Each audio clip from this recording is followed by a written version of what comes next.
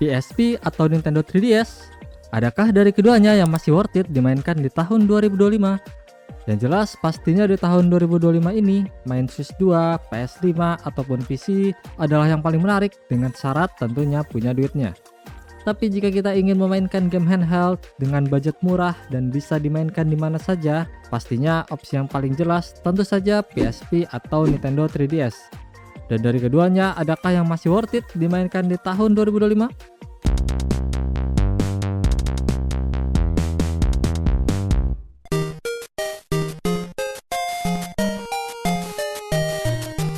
Sebenarnya sandingan yang pas adalah PS Vita dan Nintendo 3DS karena berada di generasi yang bisa dibilang sama, tapi karena PS Vita punya library game yang sangat sedikit juga harga bekasnya cukup mahal, jadi bagi gua lebih pas untuk menyandingkan 3DS dengan PSP. PSP sendiri pertama kali dirilis tahun 2004 dengan menawarkan kemampuan grafis setara PlayStation 2 dengan game-game hits seperti GTA ataupun God of War, dan handheld ini pun cukup laku di pasaran dan terjual lebih dari 80 juta unit di seluruh dunia. Sedangkan 3DS dirilis tahun 2010 sebagai penerus dari Nintendo DS yang punya penawaran gimmick yang sama seperti dual screen, touchscreen, dan juga game-game eksklusif layaknya Nintendo pada umumnya. Juga ada fitur baru seperti teknologi menampilkan 3D tanpa kacamata yang jujur tidak pernah gue pakai. 3DS sendiri terjual cukup bagus, yaitu di angka lebih dari 75 juta unit di seluruh dunia.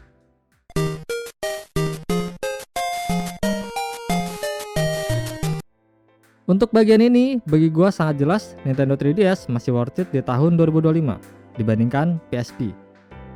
Pilihan ini dibuat dengan asumsi jika teman-teman membeli kedua handheld ini secara second atau bekas, karena gua juga membelinya secara bekas. Entah cuma di gua atau yang lainnya juga sama, kualitas second yang gua dapat di PSP mudah banget rusak dari kenyamanan tombol, baterai, sampai dengan layar. Total gua udah membeli 3 PSP dan semuanya rusak dengan berbagai kerusakan yang berbeda-beda. Apalagi ketika ada rentang waktu yang cukup lama nggak gua mainin, selalu ada aja kerusakannya. Yang paling sering adalah baterai. Sedangkan 3DS gua cuma pernah beli 1 kali dan awet sampai detik ini. Padahal sama-sama beli bekas di toko, bukan beli di user. Dan juga ada rentang waktu yang cukup lama, nggak gua mainin pun sampai sekarang masih sehat. Mungkin ada yang berkomentar karena kedua perilisan handheld ini beda 6 tahun, jadi kualitas bekasnya juga akan beda. Ya bisa jadi itu benar, tapi dalam kasus gua, Nintendo DS bekas yang sama-sama dirilis tahun 2004, menurut gua barang bekasnya lebih awet dibandingkan PSP. Mungkin juga karena peredaran barang bekas di Indo yang memang kurang bagus, karena kalau lihat-lihat di YouTube luar negeri banyak banget yang PSP-nya masih mulus-mulus banget.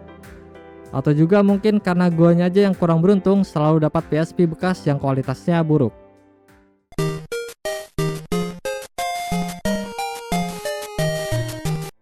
Bukan konsol handheld game namanya jika kita tidak memasukkan unsur gamenya. Dan sedikit disclaimer, pendapat ini gue buat dari sudut pandang pemain bajakan. Karena kaset ori atau pemain ori di game PSP dan 3DS kayaknya nggak begitu banyak di Indo. Oke, PSP mempunyai library game yang sangat bagus seperti God of War, Persona 3, ataupun game Daxter. Begitu juga dengan 3DS, punya banyak game yang eksklusif seperti Zelda Link Between Worlds, Pokemon X dan Y, ataupun Fire Emblem. Tapi entah kenapa bagi gua pribadi memainkan game PlayStation lama itu tidak sebegitu menyenangkan dibandingkan memainkan game lama dari Nintendo. Karena Nintendo punya pendekatan grafis yang lebih kartunis dibandingkan first party-nya PlayStation yang punya pendekatan yang lebih realistis. Misalkan aja ketika gua berhasil tamatin Resident Evil terbaru atau Resident Evil 2 dan 3 remake, dan ketika mencoba memainkan game Resident Evil 2 atau 3 yang jadul di PS1, itu gua nggak pernah bisa memainkannya sampai tamat. Karena otak dan mata gua secara tidak sadar sudah terbiasa dengan kecepatan juga grafis yang baru. Sedangkan Nintendo pendekatannya lebih fun, juga mata gua tidak sebegitu terpaku dengan grafis karena gambarnya yang cenderung kartunis. Bahkan dari 3 PSP yang gua punya, gua nggak ingat ada berapa banyak game yang gua mainin ulang untuk nostalgia sampai tamat. Biasanya cuma main beberapa jam untuk kangen masa kecil, setelah itu berhenti. Tapi untuk game-game Nintendo khususnya 3DS, gue bisa memainkan ulang gamenya sampai tamat, bahkan sensasi nostalgianya bisa hadir kembali di ingatan.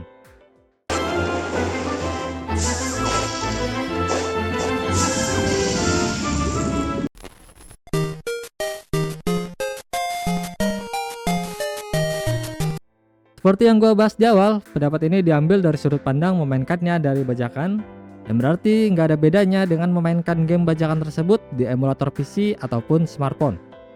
Mengingat game-game dari PSP ataupun 3DS tidak memerlukan spek komputer yang super tinggi untuk memainkannya di emulator, begitu juga dengan ponsel, smartphone murah zaman sekarang sudah banyak yang bisa memainkan game-game emulator.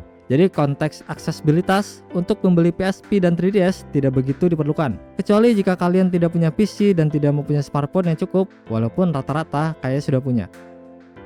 Tapi walaupun begitu, masih ada konteks lain dalam hal aksesibilitas, yaitu ada sedikit perbedaan feeling atau rasa memainkan emulator di smartphone untuk game PSP dan Nintendo 3DS. Bagi gua pribadi, memainkan game PSP di smartphone hampir tidak ada perbedaan. Hanya beda grip tombol yang jika dimainkan di smartphone akan menggunakan touchscreen. Sedangkan 3DS memberikan sensasi yang berbeda karena ia mempunyai fitur dua layar yang serbaguna dan game yang sangat interaktif mendukung fitur-fitur di unitnya.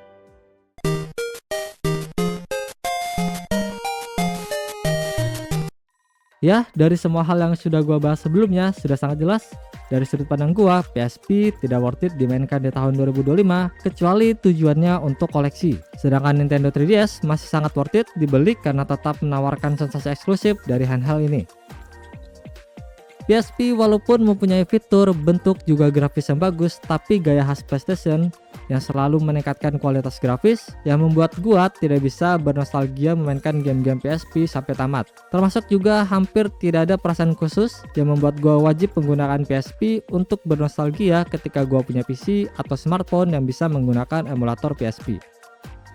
Sedangkan 3DS masih sangat worth it dibeli dan dimainkan di tahun 2025. Bahkan walaupun sudah ada game Zelda BOTW atau Pokemon Scarlet dan Violet dengan menawarkan open world juga grafis yang lebih bagus, gue masih bisa menamatkan game-game seperti Zelda Link Between Worlds atau Pokemon Omega Ruby. Juga karena fitur-fitur 3DS membuat gue akan terus kembali ke unitnya walaupun sudah mencoba memainkan di emulator PC ataupun menggunakan smartphone. Oke, jika kalian suka dengan pembahasan seperti ini, kalian bisa bantu channel ini dengan tombol like, subscribe, juga tulis pendapat kalian dari kedua handheld ini di kolom komentar. Sampai jumpa di video Mineral House selanjutnya di segmen Time Capsule, tempat di mana warna kenangan indah itu tidak akan pernah pudar.